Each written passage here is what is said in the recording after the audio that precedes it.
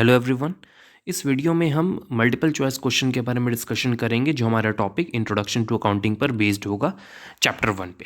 तो इस पूरे एमसीक्यू को मैंने 3 पार्ट्स में डिवाइड किया है, easy, moderate and high order thinking skills पे। तो स्टार्ट करते हैं। क्वेश्चन का हम एक्सप्लेनेशन भी देंगे, आंसर क्यों आया, ये आंसर क्यों है, इसका एक्सप्लेनेशन भी देंगे, तो पूरा वीडियो देखिएगा। स्टार्ट करते हैं। फर्स्ट सीरीज़ है हमारी इजी। तो फर्स्ट क्वेश्चन है, the root of financial accounting system is social accounting, stewardship, management accounting, responsibility accounting.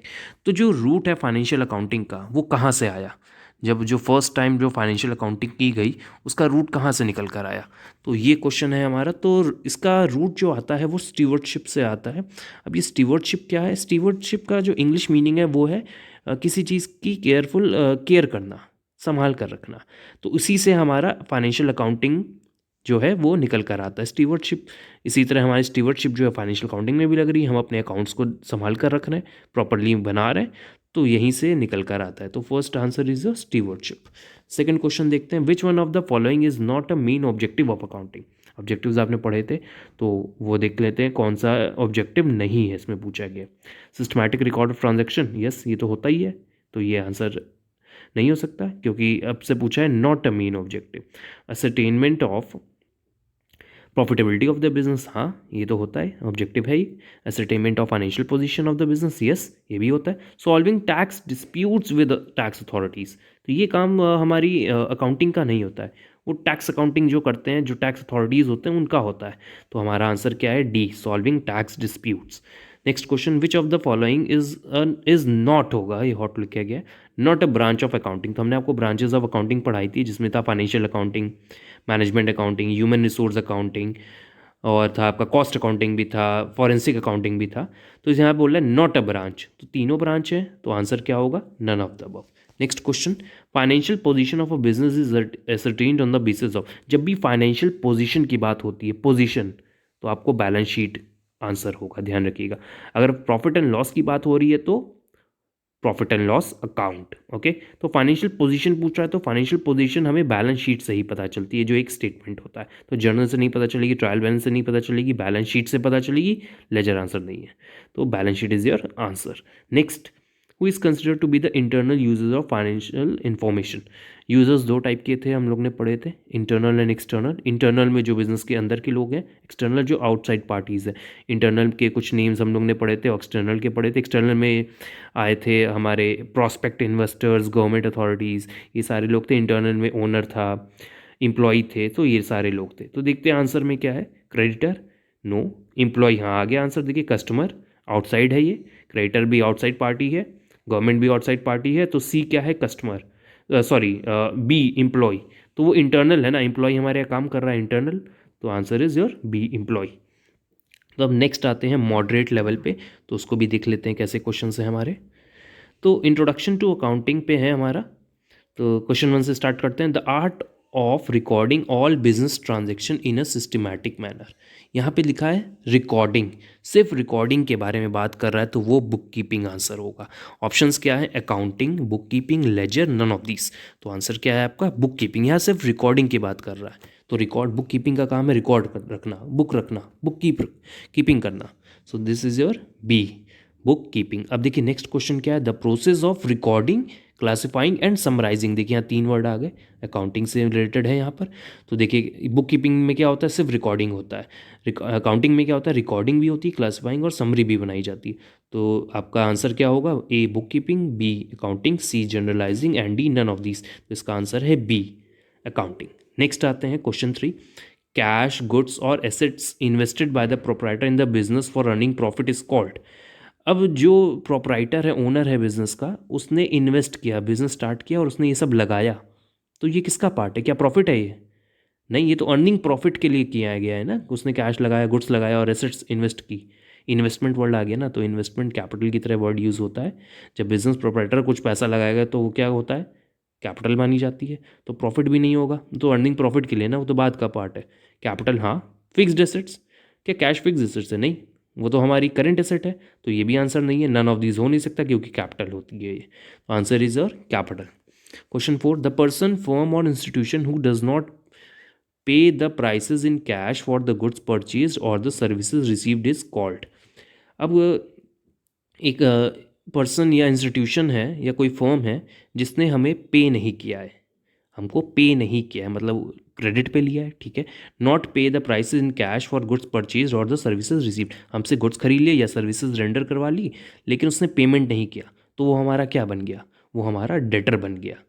तो देखिए आंसर क्या होगा, सी डेटर। क्रेडिटर कौन होते हैं, जिनको बिजनेस को जिसे पे करना है, क्रेडिटर। प्रोपराइटर तो होगा नहीं, तो यहाँ पर आंसर क्या है हमारा, C debtor. Next, book keeping is एक आर्ट है, साइंस है, art as well as science both, none of this. तो जो बुक कीपिंग है वो क्या है हमारी, आर्ट है और साइंस दोनों है, ये हमने इंट्रोडक्शन में पढ़ा था। नेक्स्ट आते हैं, फिल इन द ब्लैंक्स के फॉर्म में है, the documents certifying the purchase और सेल ऑफ गुड्स और any monetary transaction is called.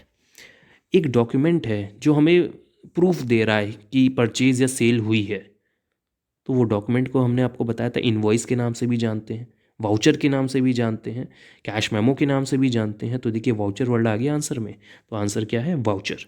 The the thing which is purchase and sold in business is called goods. अब बहुत अच्छा term है यहाँ पर गुड्स। गुड्स क्या होता है, जो चीज़ मैंने खरीदी है बेचने के लिए। सपोज़ मैंने फर्नीचर खरीदना बेचने के लिए, तो वो क्या कहलाएगा मुझे, मेरे लिए गुड्स। सपोज़ मेरा बिजनेस है फर्नीचर सेल करने का, अगर मैंने फर्नीचर खरीदा बेचने के लिए तो वो क्या कहलाएगा मेरे लिए, गुड्स। अगर फर्नीचर खरीदा मैंने बैठने के लिए तो वो क्या बन जाएगा मेरे लिए, एसेट बन जाएगा। कौन सी एसेट, नॉन करेंट एसेट। तो ध्यान रखिएगा, जो चीज़ मैंने खरीदी है बेचने के लिए वो मेरे लिए क्या है, सब गुड्स हैं। तो चलिए आगे कंटिन्यू करते हैं। Cash is a fixed asset of a business. Cash क्या फिक्स्ड एसेट है, नो, वो तो शॉर्ट टर्म नेचर का होता है और लिक्विड होता है, हाईली लिक्विड होता है तुरंत। कैश कैश जो है वो ऑलरेडी हाईली लिक्विड फॉर्म में है, तो कैश फिक्स्ड एसेट नहीं है, फिक्स्ड नहीं है वो, तो ये गलत है। Next, the goods invested at the commencement of the business is called closing stock. जब बिजनेस स्टार्ट हुआ है तब मैंने गुड्स, तो ओपनिंग स्टॉक कहलाएगा ना, तो यहाँ क्लोजिंग स्टॉक लिखा हुआ है, wrong. One word sentence answer है यहाँ पर, any legal activity perform for earning profit is called business. यहाँ देखिए बिजनेस की मीनिंग दी हुई है, तो बिजनेस क्या होता है, आपने कुछ ऐसी एक्टिविटी की जिससे प्रॉफिट अर्न किया, तो वही बिजनेस होता है। बिजनेस की कैरेक्टरिस्टिक्स क्या होती हैं वो आप बिजनेस स्टडीज़ में पढ़ेंगे। The head under which transaction pertaining to a person institution firm expenses assets etcetera is recorded is called the head. एक हेड जहाँ पे हम ये सारी चीज़ें रिकॉर्ड करते हैं, रिकॉर्ड करने के लिए हमने अब सर्कल बना के पढ़ाया था, याद हो अगर, इंट्रोडक्शन टू अकाउंटिंग में। सबसे आउटर सर्कल में थी अकाउंटेंसी, फिर थी अकाउंटिंग, फिर बुक कीपिंग। अकाउंटिंग करने के लिए हम हेड बनाते हैं, हेड क्या था, अकाउंट। अकाउंट एक जगह है जहाँ रिकॉर्ड करते हैं ये सब, तो देखिए आंसर है अकाउंट। नेक्स्ट आते हैं, the system in which only one aspect of the transaction is recorded, single entry system. तो बहुत इजी था ये तो, जहाँ सिर्फ एक ट्रांजेक्शन रिकॉर्ड हो रहा है, एक एस्पेक्ट रिकॉर्ड हो रहा है, नॉट ट्रांजेक्शन, सॉरी, तो that is single entry system. Next, the concession given on cash transaction is called cash discount. दो तरह के डिस्काउंट पढ़े थे हमने, कैश डिस्काउंट, रेट डिस्काउंट। वो क्या होता है, बेसिक टर्म में आपने पढ़ा है। तो कैश डिस्काउंट होता है जो कैश ट्रांजेक्शन्स पे दिए जाते हैं, cash discount are not shown in the books of account. So next आते हैं test series high order thinking skills पे। तो इसमें देख लेते हैं क्या है, पायनर ऑफ अकाउंटिंग मतलब फादर ऑफ अकाउंटिंग कौन है, हम लोग ल्यूकास पेसियोली को फादर ऑफ अकाउंटिंग कहते हैं। तो ये अच्छा क्वेश्चन था, ये इवोल्यूशन ऑफ अकाउंटिंग में हमने पढ़ाया था आपको इंट्रोडक्शन में भी। नेक्स्ट आते हैं, the art of recording, classifying and summarising. देखिए तीनों वर्ड आ गया अगेन, तो ये क्या होती है, अकाउंटिंग। बुक कीपिंग क्या होती है, सिर्फ रिकॉर्डिंग होता है। Next, accounting records of a business enterprise is required by. Accounting जो रिकॉर्ड्स हैं वो किसको किसको चाहिए, internal and as well as external both. तो देखिए आंसर क्या है हमारा, management of the business, outsider, all of the above, none of these. तो सभी को चाहिए ना, internal as well as external, management of the business, outsider, दोनों है तो all of the above. Next, to control the cost of production and distribution is the main field of. अगर cost के बारे में बात हो रही है तो ऑब्वियस है कॉस्ट अकाउंटिंग का पार्ट है ये। Financial accounting profit and loss की बात करता है, ऑडिटिंग ऑडिट करता है, हमारे अकाउंट्स को चेक करता है। तो कॉस्ट की बात हो रही है तो कौन सी अकाउंटिंग करेंगे हम, कॉस्ट अकाउंटिंग। तो नेक्स्ट आते हैं, डबल एंट्री मीन्स। ये अच्छा क्वेश्चन है, सोचिए क्या होगा इसका answer. Double entry means entry for the two aspects of book, for the two aspects of book, entry at two dates entry in two aspects of the transaction, all of the above. तो देखिए to dates तो होना ही नहीं है, हमने कभी बताया नहीं डेट के अकॉर्डिंग एंट्री हो रही है, डबल एंट्री हो रही है, तो ऐसा बी ऑप्शन आपका कट गया। ए, सी एंड डी में बचा, डी होगा नहीं ऑल ऑफ द अबव क्योंकि बी आपका रॉन्ग हो चुका है। ए एंड बी में बचा हमारा फॉर द टू एस्पेक्ट, क्या डबल एंट्री हम क्या टू एस्पेक्ट्स के लिए कर रहे हैं?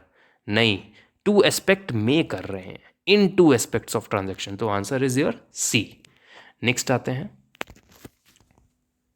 देखिए नेक्स्ट दिया हुआ है हमारा, book keeping provides the primary information, secondary information, financial information, none of these. तो जो बुक कीपिंग है वो सबसे प्राइमरी स्टेज होती है, वो सिर्फ रिकॉर्ड रखता है, फाइनल इंफॉर्मेशन नहीं देता है, ना ही सेकेंडरी देता है, सिर्फ रिकॉर्ड रख रहा है, तो प्राइमरी स्टेज है, फर्स्ट स्टेज में होता है, तो प्राइमरी इंफॉर्मेशन है book keeping.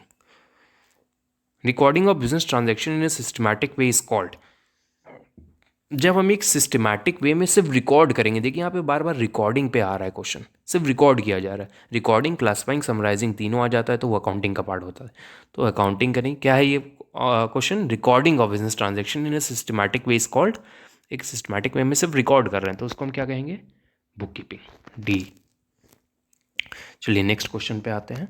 Next is modern system of book keeping is, जो मॉडर्न सिस्टम चल रहा है वो कौन सा सिस्टम? डबल एंट्री, ये हमने पढ़ा है बहुत बार, डबल एंट्री सिस्टम। अगर सिंगल एंट्री सिस्टम और डबल एंट्री सिस्टम क्या है आपको नहीं समझ में आता है तो आप मेरे वीडियो देख सकते हैं, सिंगल एंट्री डबल एंट्री पे भी मैंने एक बना रखा है। नेक्स्ट आते हैं, double entry system of book keeping involves at least, mean हम ऑब्वियस है, क्वेश्चन खुद ही बोल रहा है डबल एंट्री में क्या होगा, एटलीस्ट 2 अकाउंट्स इफेक्ट होंगे। Next, the supply of goods और services in exchange of money between two parties is known as, जब supply of goods and services हो रहा है मनी की वजह से, in exchange of money between two parties, ये एक बिजनेस ट्रांजैक्शन कहलाता है, क्योंकि मनी का इन्वॉल्वमेंट भी है और गुड्स एंड सर्विसेज का एक्सचेंज भी हो रहा है टू पार्टीज़ के बीच में, तो ये एक बिजनेस ट्रांजैक्शन है। आई थिंक आपको ये आंसर बहुत ईजिली आपने दे दिए होंगे, आपने इसलिए आंसर दे दिए ईजिली क्योंकि आपने अच्छे से पढ़ा था स्टार्टिंग के वीडियो से, तो आई थिंक समझ में आ रहा होगा क्या है। तो थैंक यू एवरीवन।